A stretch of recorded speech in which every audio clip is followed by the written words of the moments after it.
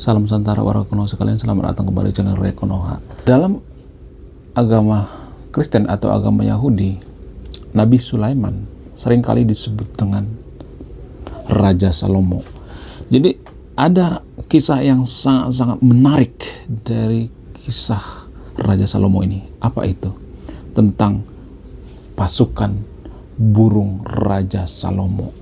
Jadi dalam berbagai versi versi agama Yahudi, agama Kristen dan lain sebagainya, dikatakan bahwa pasukan burung ini bisa berbicara ya. Jadi ada seekor burung berbicara dengan Raja Salomo. Ini kan sangat amazing sekali kan, sangat luar biasa sekali. Apakah ini benar atau tidak? Apakah ini hanya dongeng-dongeng Yahudi yang dimasukkan dalam kitab agama Yahudi? Bagaimana kebenarannya ya? Bagaimana sejarah lengkapnya? Apakah ini cuman metafora atau cuman hiasan dan lain sebagainya? Jadi sebelum saya lanjut ya, saya mencantumkan sumbernya di video ini. Semua yang saya katakan di video ini ada sumber dan datanya ya. Jadi kalau mau marah jangan marah ke saya, marah sama yang bikin sumber dan datanya.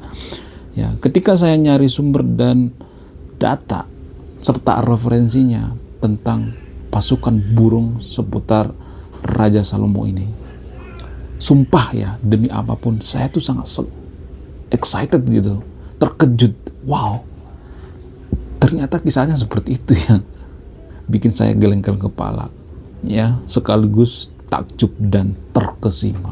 Wow, luar biasa. Bagaimana kisahnya? Kali ini saya akan bahas pasukan burung Raja Salomo dari versi agama Yahudi ya dan agama Kristen. Kenapa saya selalu bahas dari versi agama Yahudi? Karena menurut catatan sejarah ya, bukan cuma omong-omong tapi catatan sejarah. Menurut catatan sejarah, agama Yahudi itu sudah ada semenjak 2000 tahun sebelum Masehi. Dari mana catatan sejarah ini ditemukan? Dari mana? Dari penemuan-penemuan seperti arkeolog dan lain sebagainya ya. Ada fakta sejarah, yaitu sejarah mengatakan bahwa 2000 tahun sebelum Masehi sudah ada agama Yahudi ya, dan agama Kristen sudah ada sejak abad pertama, dan ini berdasarkan bukti historis sejarah ya. Jadi agama Yahudi ini bukan cuma omong-omong doang gitu. Ada sekitar 2000 tahun sebelum Masehi, bukan cuma omong-omong doang gitu, bukan cuma omong-omong yang mengatakan bahwa agama Yahudi ini sudah ada sejak Nabi Adam. Enggak seperti itu ya, enggak cuma omong-omong ya. Jadi agama Yahudi real ya, versi sejarah ya. Jadi kita akan bahas dari versi agama Yahudi dan agama Kristen. Dalam agama Kristen dan agama Yahudi ini ada perbedaan yang sangat signifikan, walaupun perjanjian lama dalam agama Kristen itu mirip banget dengan Torah ataupun Talmud ya. Namun ada beberapa perbedaan yang sangat signifikan. Misalnya ya, pasukan burung disebutkan dalam beberapa sumber. Misalnya Talmud ya, dalam Talmud pasukan burung Raja Salomo disebutkan sebagai burung yang dapat bicara. Tertulis di mana? Sumbernya dari mana? Datanya dari mana? Dari Talmud atau Trakat Gittin 68a. Kemudian tidak hanya itu, ada lagi, apa lagi?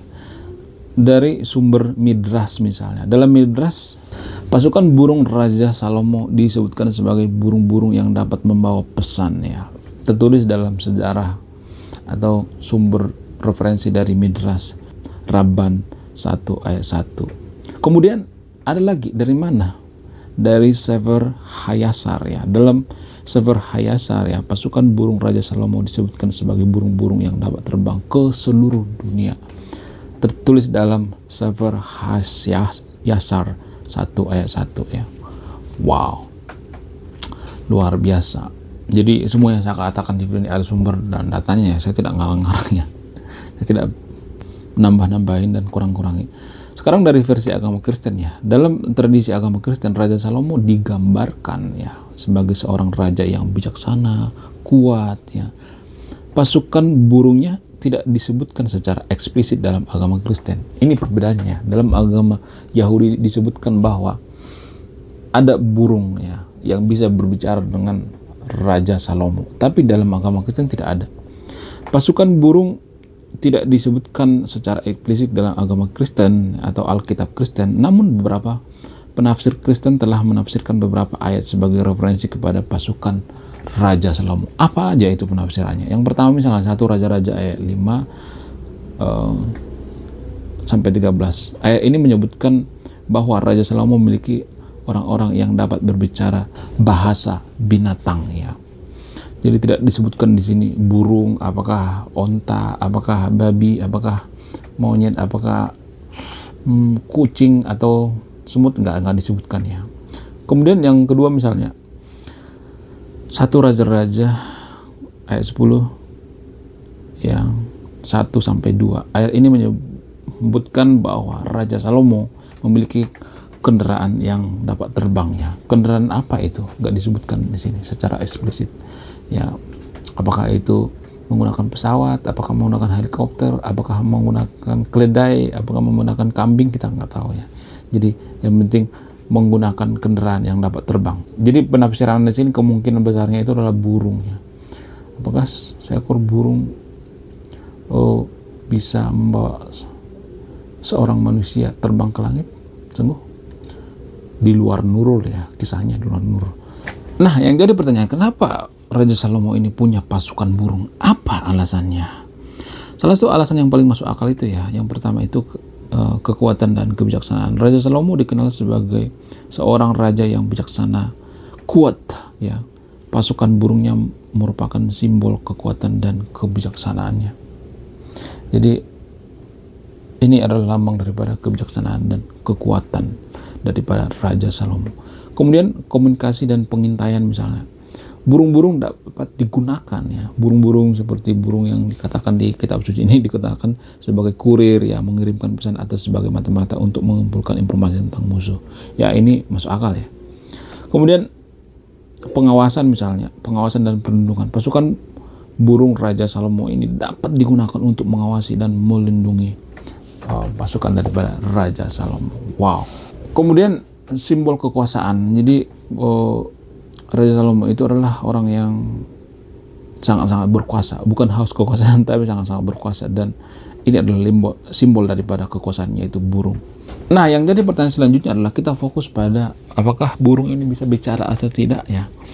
Menurut beberapa sumber ya, seperti sumber-sumber dari agama Yahudi misalnya. Dalam agama Yahudi ya, tertulis dalam Talmud ya. Dalam Talmud disebutkan bahwa Raja Salomo memiliki burung-burung yang dapat berbicara dan memberikan nasihat ya. Seperti Talmud Traktak Giting 68a. Jadi secara langsung dituliskan bahwa burung ini bisa berbicara dengan Raja Salomo. Ini kan tidak masuk akal ya. Sungguh tidak masuk akal. Kenapa? Emang ada burung yang bisa bicara? Burung beo misalnya bisa bicara tapi cuman ngebeo kan, ngulangin ya, bukan berkomunikasi langsung gitu ya. Walaupun burung beo ini bisa berbicara tapi cuman apa kabar, selamat pagi ya, papa tadi selingkuh ya, papa selingkuh, papa tukang selingkuh ya, cuma gitu-gitu doang ya. Ya, nggak bisa ngomong secara seperti manusia gitu, nggak bisa.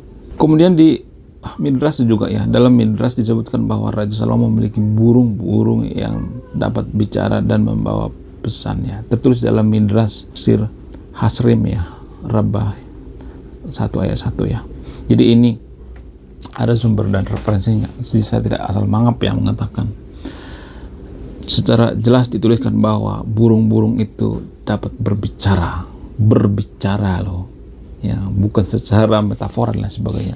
Namun penafsiran tentang burung Raja Salomo ini bisa berbicara itu ada penafsiran lain, misalnya seperti dikatakan metafora ya. Beberapa cendekiawan dan ulama menafsirkan bahwa burung-burung Raja Salomo itu bisa bicara dengan ya, Raja Salomo itu hanya metafora ataupun mujizat dan lain sebagainya.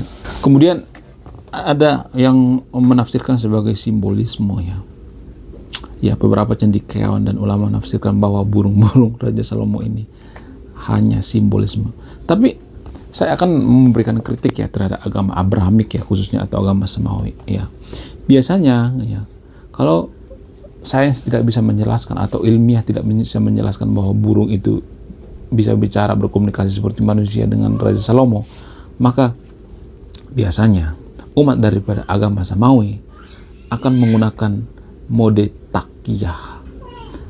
bertakiyah, yaitu apa? Dengan kalimat apa?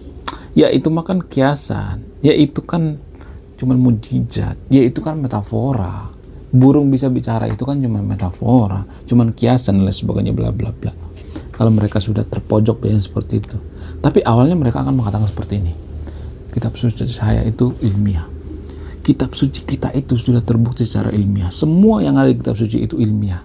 Kalau kita mengatakan emang burung bicara itu ilmiah, maka mereka akan mengatakan itu kan mujizat, oh itu kan metafora, oh itu kan perumpamaan. Ini namanya takiyah, yang atau berpura-pura, atau mode ini, mode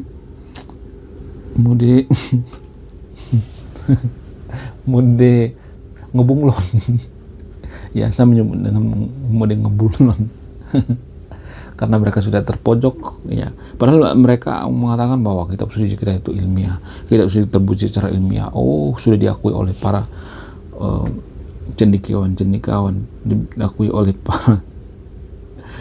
para penemu dan lain sebagainya, ya. Tapi kalau kita ketanyakan, bagaimana mungkin seorang nabi itu bisa terbang, bisa membelah lautan, bisa berbicara dengan burung misalnya, maka mereka mengatakan, oh itu kan mujizat, oh itu kan perumpamaan dan sebagainya. Jadi ini semacam ngebunglon, ya, jurus ngebunglon, mode ngebunglon. Nah, yang jadi pertanyaan, kenapa agama Abrahamik atau agama Samawi itu zaman sekarang, ya, terutama di Konoha itu sering mengatakan kalimat-kalimat agama kita itu sangat ilmiah, kitab suci kita itu sangat ilmiah, terbukti secara ilmiah dan sebagainya.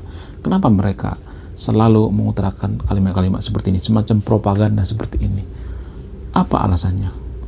Salah satu alasan yang paling masuk akal itu adalah karena faktor zaman, kemajuan teknologi, ya, zaman sekarang semakin canggih. Jadi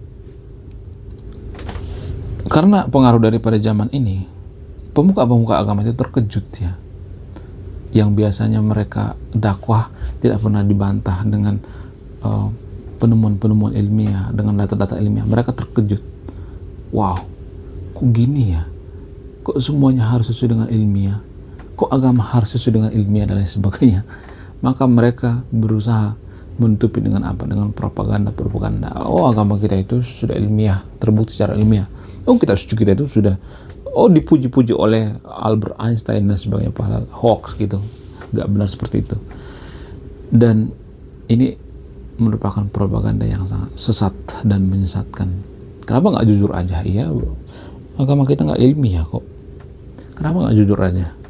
Lebih baik jujur kan daripada menciptakan propaganda sesat gitu. Kalau kita mengatakan bagaimana mungkin seorang manusia itu atau nabi itu bisa bicara dengan burung, sungguh tidak masuk akal, membelah lautan, ya, masuk ke dalam perut paus, bisa terbang gitu dengan kecepatan 300.000 km per jam. Sungguh tidak masuk akal, ya. Jadi menurut saya hal ini, ya, yang menjadikan agama itu dihubungkan dengan penemuan ilmiah. Oh, ini sudah ilmiah, agama kita itu ilmiah, terbukti secara ilmiah dan sebagainya. Karena apa? Karena ini semacam kepanikan daripada pemuka agama, kalau boleh jujur. Dan pengikut-pengikutnya lebih brutal lagi. Mereka akan membabi buta kalau misalnya kita mengatakan bahwa burung itu tidak bisa bicara dengan manusia. Kalau kita mengatakan seperti itu, tahu apa kau tentang agama? Ngaji dulu sana. Sok tahu lu. Ya, sok tahunya mana? Gue kan berikan data, gue kan ngasih data.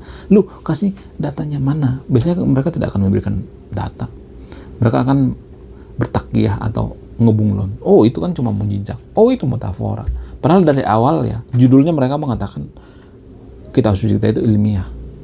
Ilmiah itu kan harus dibuktikan secara nyata. Ilmiah itu teruji, ya. Objektif, bukan subjektif, ya. Kalau subjektif itu kan bisa aja misalnya mengatakan, oh itu kan, oh misalkan pendapat apa subjektif pribadi masing-masing. Oh, itu kan penafsirannya metafora, bisa mengatakan seperti itu, ya. Tapi kalau objektif itu enggak. Jadi ilmiah itu harus objektif, ya. Objektif itu artinya tidak boleh berpihak, benar, jujur, datanya harus jujur. Jadi kalau ada data nggak jujur, itu bukan ilmiah tapi subjektif, ya. Nah, Kemudian saya melihat ya di Konoha itu ya, terutama agama Abrahamik ya atau agama Samawi, mereka dulu bisa bertahan ya, mungkin di abad ke atas ya, satu ke atas maksudnya ya, pertama, kedua, ketiga, empat, lima dan sebagainya. Mereka bisa bertahan dengan misalnya kisah-kisah yang ada di kitab suci itu karena zaman itu belum ada yang namanya penemuan-penemuan ya, seperti misalnya penemuan DNA. DNA itu kan masih tergolong muda ya, belum ada, pertama itu belum ada ditemukan DNA ya, sehingga kalau ada yang mengatakan bahwa manusia itu berasal dari tanah, itu nggak ada yang protes. Karena apa? Karena belum ada yang namanya penemuan DNA. Namun beberapa abad kemudian ya, dia zaman modern sekarang ini, penemuan DNA itu kan sudah sangat masif ya. Penelitian tentang DNA itu sangat masif. Makanya DNA manusia itu lebih mirip ke simpanse daripada tanah. Nggak ada hubungannya DNA manusia dengan tanah. Sungguh tidak sinkron ya. Makanya umat warga Konoha itu selalu mengatakan, kamu keturunan monyet ya. Kalau kita mengatakan seperti itu, padahal enggak. Berkerabat, kita itu berkerabat dengan simpanse. Suka tidak suka, kita itu berkerabat dengan simpanse. Ya, daripada ke tanah. Kalau ke tanah itu subjektif, bukan objektif. Itu bukan jawaban yang objektif ya. Subjektif ya, suka-suka dewe, suka-suka gue. Mau dari tanah kayak, mau dari batu kayak, mau dari air kayak, manusia suka-suka gue. Jadi ya, penemuan-penemuan zaman sekarang ini membuka mata orang terbelalak gitu. Oh, ternyata yang di kitab suci itu nggak benar ya. Ternyata di kitab suci itu setelah ditemukan penelitian-penelitian ya, ternyata DNA manusia nggak ada hubungannya dengan tanah dan sebagainya, sehingga agama itu perlahan di Eropa, maksudnya bukan di Konoha ya, di Eropa bukan ditinggalkan, tapi pola pikirnya itu dirubah. Agama itu disebutkan buatan manusia atau produk budaya, bukan buatan Tuhan. Dan itulah yang bawa Eropa itu menuju ke arah kemajuan modern. SDM-nya mereka tinggi. Kalau enggak, SDM mereka itu akan sangat rendah seperti di Konoha. Ya, jadi agama itu menentukan pola pikir kita terhadap agama itu, cara pandang kita terhadap agama itu menentukan kemajuan satu bangsa. Jadi saya tidak nyuruh yang nonton video untuk tidak percaya dengan agama, enggak. Bukan itu tujuan saya ya. Mari kita belajar. Saya cuma mengurai gitu, dan saya juga tidak berpihak. Saya tidak berpihak pada agama Yahudi, saya tidak berpihak agama Kristen dan lain sebagainya. Di antara agama Abrahamik ini ya, atau agama Samawi ini yang sudah bisa bertransformasi dengan baik di Eropa, tapi ya bukan di Konoha. Kalau di Konoha itu masih banyak kok. Ada kadrun versi Kristen. Ada banyak kok di Konoha. Ada banyak di Konoha yang mengatakan bahwa gereja saya yang paling benar, ya. Pendeta saya yang paling benar. Ajaran kita yang paling benar, kita yang lebih cocok dengan Bible. Ada banyak di Konoha seperti itu. Tapi kalau di Eropa sudah mulai perlahan-lahan ditinggalkan. Bahkan gereja di sana sudah kosong. Apa alasannya? Karena kitab suci itu tidak bisa menjawab pertanyaan-pertanyaan seputar sains ya, ilmiah dan sebagainya ya. Jadi agama Kristen di Eropa itu berlahan ya, karena faktor daripada penemuan-penemuan daripada sains, ilmu pengetahuan dan sebagainya, iptek, maka agama Kristen itu perlahan-lahan ya, pelan-pelan ya berubah. Mereka mengatakan ya, sangat familiar sekarang mengatakan bahwa agama Kristen itu bukan agama tapi ajaran.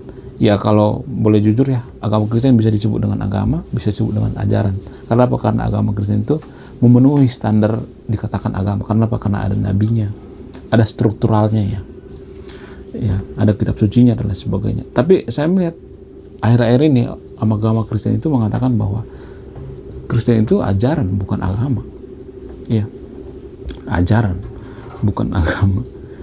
Dan saya juga sering mendapati komentar-komentar seperti itu. Karena apa? Karena agama Kristen itu tidak sekarang ini ya. Kalau dulu mah mereka itu sangat kadrun banget ya. Sebelum abad Renaissance, zaman kegelapan, sangat kadrun banget agama Kristen zaman dulu. Seperti yang ada di Konoha. Ya, agama kita yang paling sempurna ya, paling ilmiah dan lain sebagainya. Jadi Kristen itu hari itu perlahan-lahan berubah diri mereka, bertransformasi ya. Dan menurut saya itu hal-hal yang baik ya. Tapi bukan berarti saya mendukung ya. Itu hal yang baik untuk apa? Untuk tidak bertentangan dengan kemajuan zaman. Mereka berubah, bertransformasi ya, menjadi ajaran untuk apa? Untuk menyesuaikan diri dengan lingkungan ataupun menyesuaikan diri dengan zaman. Oke, terima kasih sudah menyimak dan memahami video ini. Saya Ray Konoha. Salam rasional.